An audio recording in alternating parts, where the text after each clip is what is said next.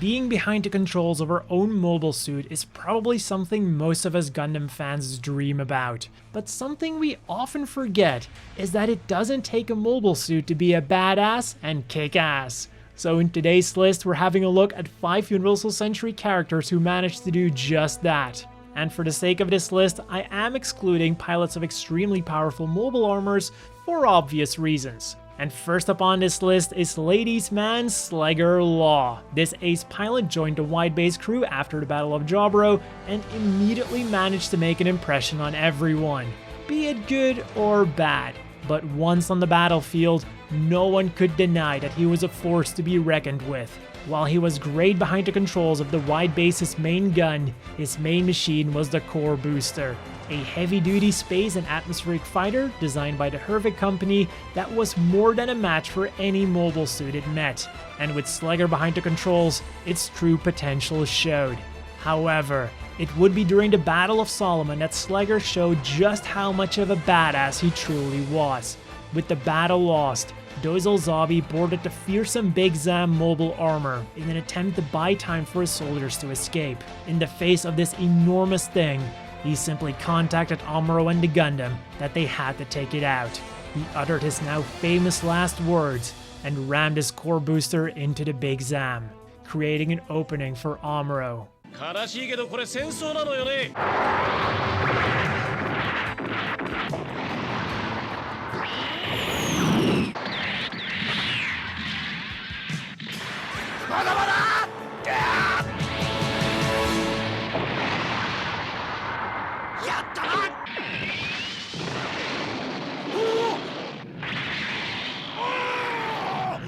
In the eyes of Amuro, Dozle was possessed by an evil shadow, but I'm sure that many Zeon fans would have another word to describe Dozle's last stand: badass.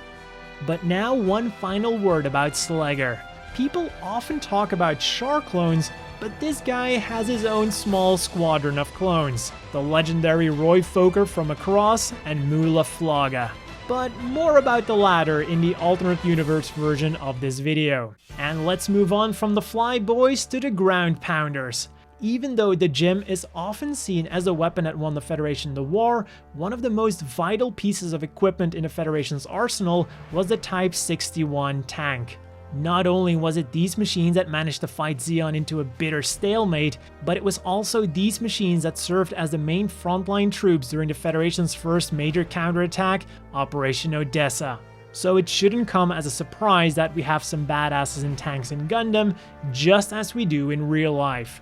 Introducing Herman Yondel, a slightly crazy but extremely competent tank commander and gunner with 7 confirmed Zaku kills under his name. And immediately upon his introduction, we see that he means business, single-handedly taking out 4 other Type 61 tanks in a mock battle. And he showed the same level of skill in the next real battle. He took out a normal Zaku and the infamous White Ogre Zaku with a combination of planning, battlefield tactics, and a bit of luck.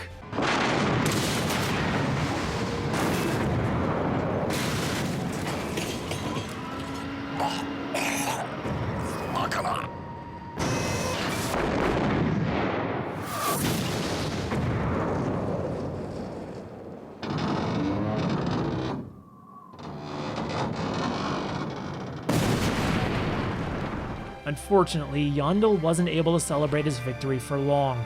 In a twist of irony, the Zaku Buster was taken out by a simple infantry unit. Next up, we have Ensenshiro Amada.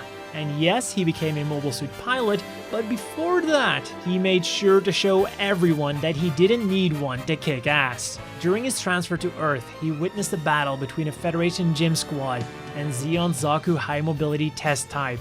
Even though the Zaku had just annihilated the gyms, Shiro was still determined to sortie in a ball and help any potential survivors. Using a piece of debris to sneak up on the Zaku, he was able to surprise it, and then used his rocket anchor to ensnare it.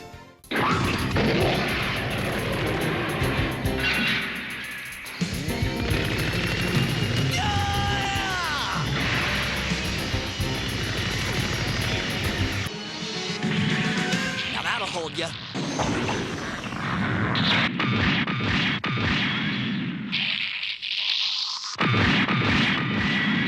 Not only did he manage to fight the Zaku to a standstill, but he also lived the fight another day, in addition to saving one of the Jim pilots. And later during the war, Shiro would again show that he didn't need a mobile suit to take out the Zeeks and their Zakus. During a guerrilla attack, he was able to single-handedly take out a Zaku 1 with just a bazooka.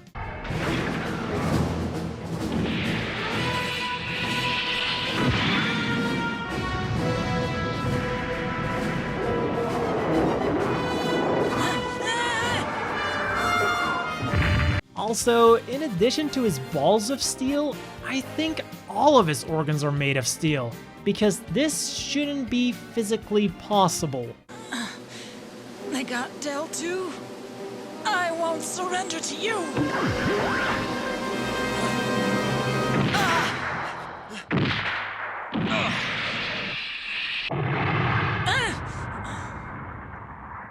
And if you want some more ball badassery, I made another video completely dedicated to the legendary B Gundam, which you might want to check out too. And talking about badassery, Bright Noah. Taking command of the Earth Federation's most powerful warship at the age of 19 and being pursued by one of Zeon's most deadly aces, he was entrusted with a lot of responsibility from the get-go. But he managed to deal with it in the best way possible. Under his command and with his methods, the crew of the Wide Base was transformed from a ragtag group of survivors to one of the Federation's best assets. During the final battle of the One-Year War, the Wide Base even became the rallying point for the fleet after the devastating solar ray attack. But despite this, he, alongside with the rest of the Wide Base crew, were largely disregarded by the Federation after the war. Bright was promoted to commander, but was then largely used as a glorified taxi driver by the Federation top brass. Not one to take this lying down, he defected to the AEUG and eventually took control of their entire fleet. And then when the AEUG folded back into the Federation, Bright showed them what the Titans should have been, by being in command of Londo Bell and playing a pivotal role in both the second and third Neo-Zeon War. And did I mention the Bright Slap? Because man, does this guy have a strong right hook that can turn any whiny kid into an ace pilot in no time. 殴ったね。ブライトさん。殴ってなぜ悪いか。貴様はいい。そしてわめいていれば気分も晴れるんだからな。僕がそんなに安っぽい人間ですか? Bright was without a doubt one of the most competent and experienced battlefield commanders in all of Gundam, respected by both friend and foe. If I had to serve under any Gundam captain, I'd happily entrust my life to Bright. よし、三段構えだ。ルナ2から敵の援軍が来る前に蹴りをつけるぞ。すまんが、みんなの命をくれ。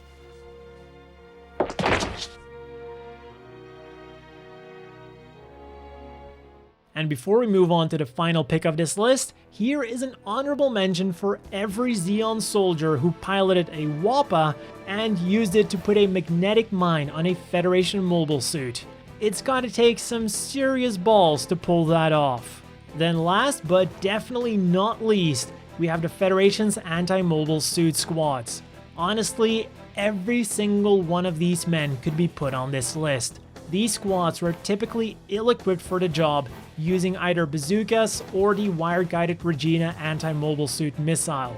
The former were often nicknamed bamboo spears by Japanese soldiers.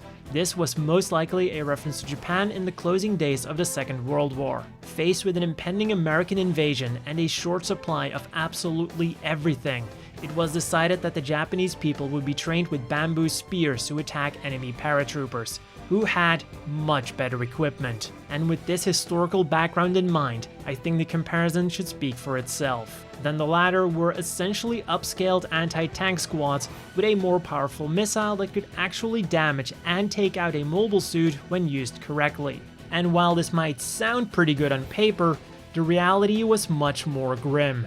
These squads were most often used to cover for fleeing or regrouping Allied units. As a result, they saw heavy casualties, and by April there was only one squad still operating in the European theater. Lieutenant Ben Barbary's anti-mobile suit specialist platoon belonging to the 44th Mechanized Composite Regiment. Hastily re-equipped with raw recruits, they were tasked with taking out 3 Zaku's, all by themselves. The first one went down easily enough thanks to their ambush, but once their positions were revealed, they were taken out one by one, all except for Lieutenant Barbary.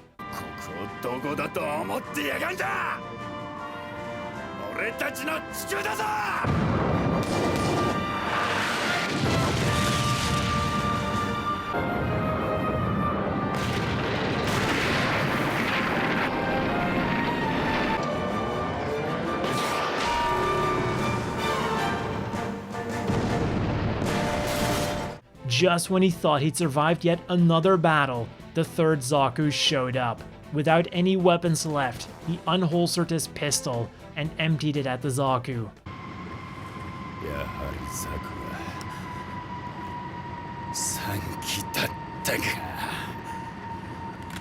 He died after having destroyed 13 mobile suits, a kill count not even many mobile suit pilots could get. And those were my picks for 5 badasses that didn't need a mobile suit to kick ass. Let me know down below which one were your favorites, whether they were on the list or not, and if you have any suggestions for the alternate universe version of this, go right ahead too, because I'm currently only at 4 entries. Anyways, that's all for this video. As always, a big thank you to the Patreon supporters. I hope all of you watching have a great day, and I'll see you all next time.